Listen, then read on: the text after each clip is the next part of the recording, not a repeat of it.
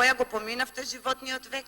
Па последниот пат ве поздравив од вашите колеги генерали, активни генерали. И ви порача, еднаш заложете се за нивните барања и потреби. Еднаш застапувајте ги барањата на припадниците на армијата, а не само барањата на Министерката за одбрана. Добро, како се чувствувате вие како генерал во пензија, кога гледате како нашата армија е омаловажена, како е понижена?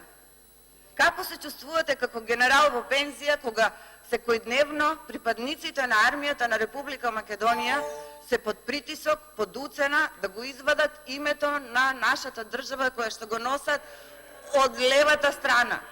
Дали уште мислите на ЈНА? ЈНА заврши, не постои веќе ЈНА. Сега има армија на Република Македонија. Името на армијата не е сменето.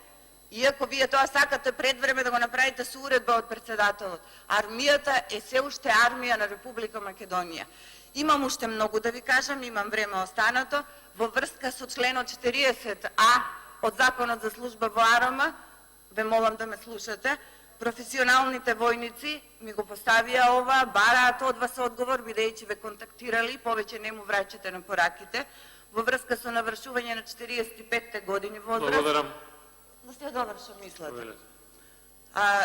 Потребно е да се знае кај ќе бидат распоредени на 6 месеци пред завршувањето на навршувањето на 45 години, а доколку не е така, Министерката за одбрана треба да плати 15.000 евра.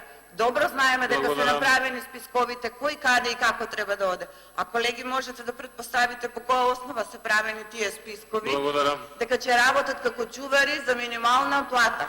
Ви благодарам. И другиот пат ќе ве молам, колега, малку повеќе да ги застапувате интересите на припадниците на армијата на Република Македонија.